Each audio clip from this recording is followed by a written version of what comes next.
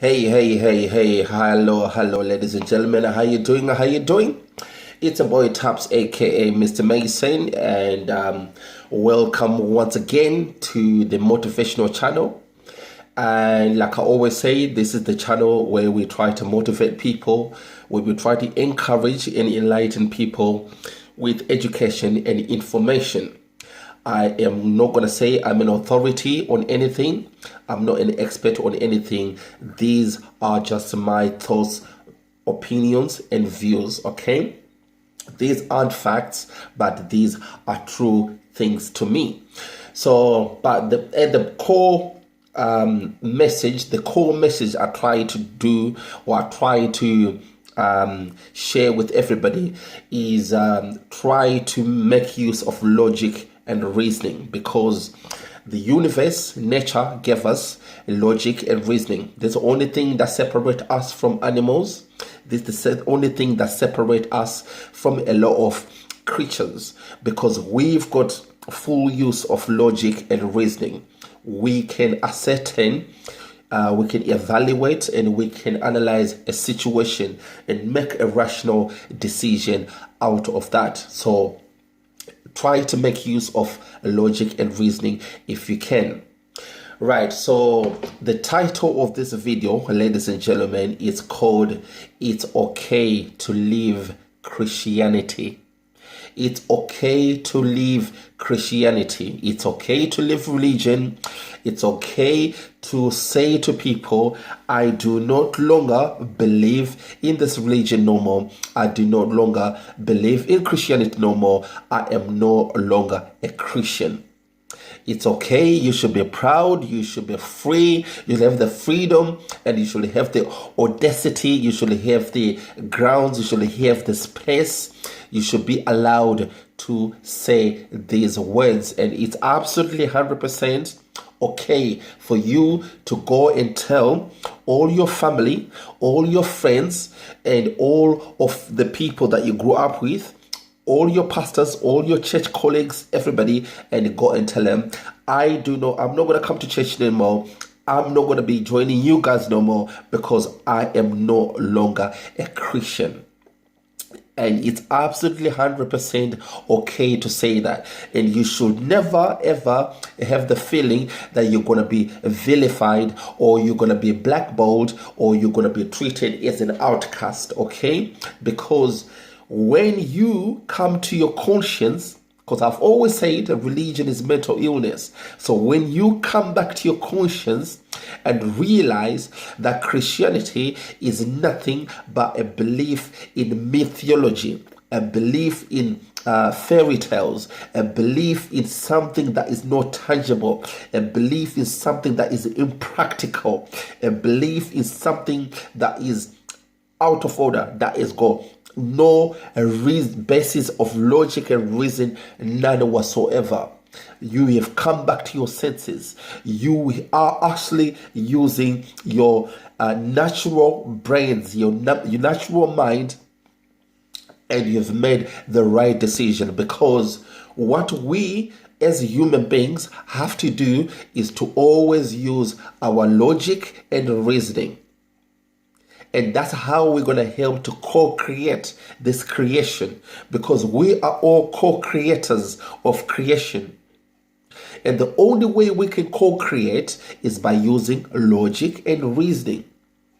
We're not going to be co-create anything if you're going to be using fairy tales and mythological stories that are written in ancient books such as the Bible or the Quran, for that matter. So it's all right for you to say, I'm no longer a Muslim, I'm no longer a Christian, I'm no longer a religious person, I do not believe in that foolery no more. I'm a grown-ass man, I'm a grown-ass woman. Because the problem is, most people are scared to come out of religion because they've been indoctrinated since they was young. They have been indoctrinated since they was little. Their parents and possibly their grandparents too have indoctrinated into belief in this foreign religion, which is called Christianity.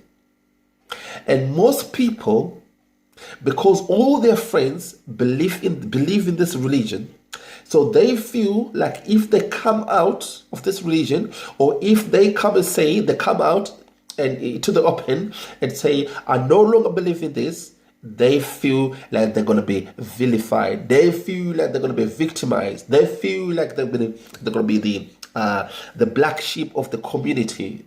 And nobody is going to be talking to them. Nobody is going to be interested in what they do. And nobody is going to be engaging with them. Do you know what, ladies and gentlemen? It's absolutely 100% okay. All right? You do not have to be a sheep.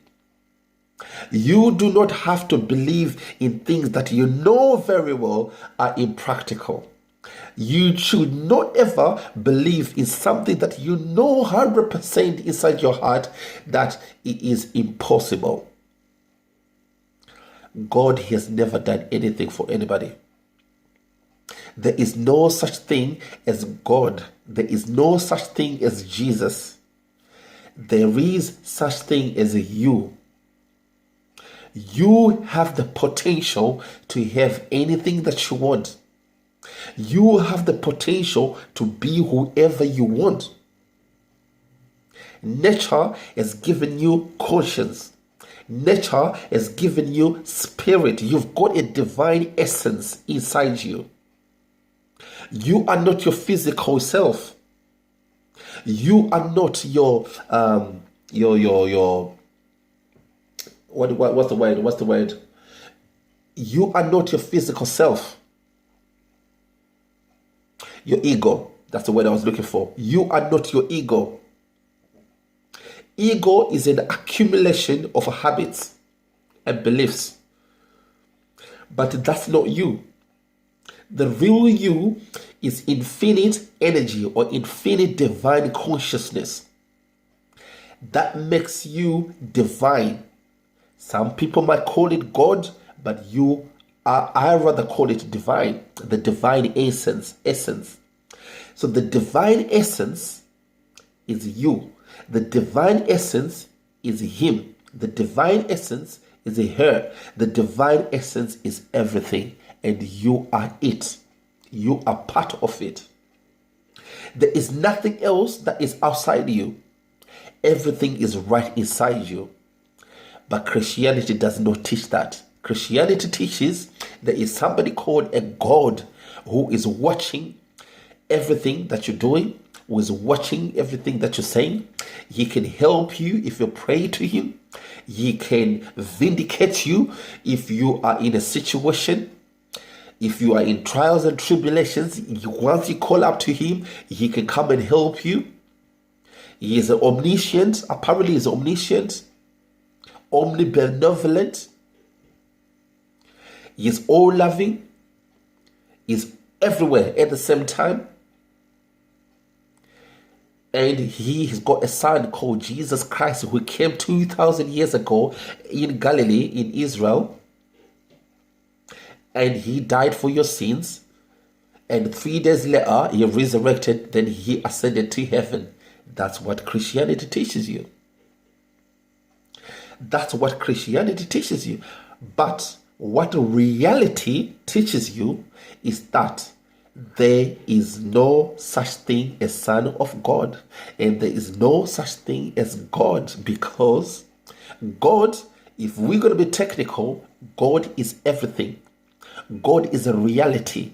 God is essence of all essence, and you are part of that essence. There is nothing outside of you. There is nothing outside of you.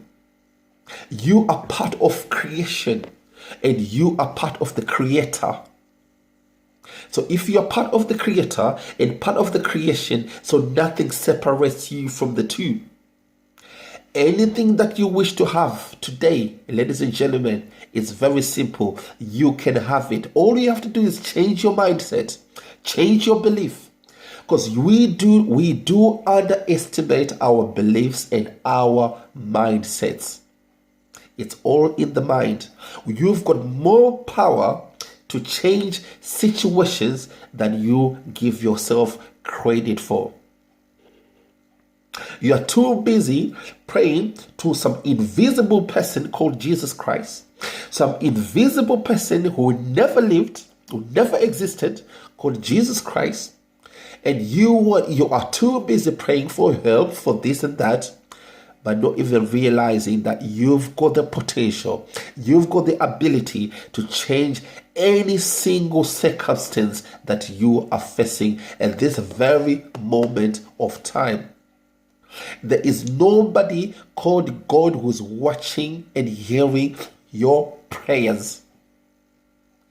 You have the ability to change every single circumstances and situation that you are facing at this very moment of time.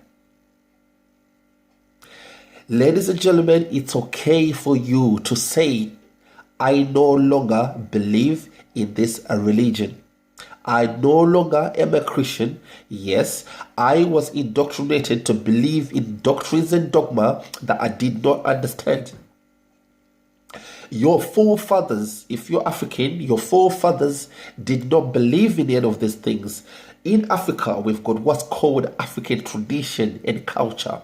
There is no belief in that. It's a way of living.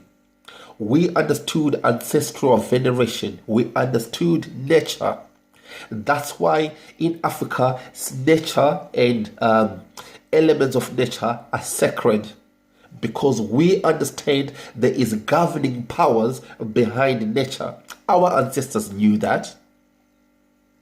But religion, which was only brought to Africa only a few centuries ago, took over and totally annihilated, paganized all African traditions and culture, and made you believe in a religion that you've got absolutely no idea where it came from, who wrote it, who started it, how it started it, and what's in it. Nobody knows when the Bible was written. I know, but most of you Christians don't know. Nobody knows why it was written. I know, but most of you Christians don't know. Nobody knows where Christianity started from. I know, but most of you Christians don't know. Nobody knows who wrote the Bible, the books in the Bible. I know, but most of you Christians do not know. You do not know who wrote Genesis, Exodus. You do not know who wrote the book of Mark, Matthew, Luke, John. I know. There was never a person called Mark. There was never a person called Matthew. Never a person called Luke. Nobody ever called John. These were just names attributed to these books. These books were written by philosophers, sages, experts, occultists, magicians, initiates. And the things that are written in the book, in the Bible, are all esoteric knowledge, are all occult knowledge. And what do we mean by esoteric and occult knowledge? There's some underlying hidden meanings within the literal stories that are talking about metaphysics, or what we might call today quantum physics. We're talking about subatomic realm. We're talking about metaphysical, beyond the physical. You might call it spirituality. But you do not understand, when we're talking about Jesus, when the Bible is talking about Jesus, Jesus is just a mythical figure. He is just a deity. No difference from Bacchus, no different from Horus, no difference from Mithras, no different from Zoroaster, no different from Krishna, no different from all other mythological deities like Zeus or Dionysius. Like I said, all these are mythological figures, and Jesus is the same. The God of the Bible, Yahweh, is a mythological deity. There is no such thing as God There's no such thing as Jesus. This is not a blasphemy. This is a reality. And it's about time you guys wake up and start using logic and reasoning. I can back up everything I'm saying with facts. And as a matter of fact, I've taken upon me now to start bringing you a real Bible study, because all along I've been giving you just the thoughts and opinions, but my next few videos I'm actually gonna give you lectures, a real Bible study telling you everything that you need to know about the Bible, everything that you need to know about the origins, everything that you need to know about what's inside the Bible, because I know all of these things. And none of your pastors and preachers know any of these things. But I'm going to be teaching you. Because when I teach you, you're going to understand that the Bible is a mythological book. Bible is an esoteric book. Bible is an initiate. It's a book for the initiates. It's a book. I'll give you an example. If I want to hide something from certain people, but I want certain people who know the truth of what I'm talking about, so they won't forget what I'm talking about, and I want to keep it in one book, what do? Right? Do you want me to repeat that again? If I want to write a book and I do not want a certain number of people, the majority of people, to not understand exactly what I'm talking about, but I want the tiny few, the tiny initiated few, to understand so they won't forget, and they will teach other initiates, people will be initiated, the facts, the truth that's written in that book. What do? This is how the Bible was written. Philosophers, sages, occultists, experts, magicians are the people that wrote the book. The Bible has got so many layers of truth in it.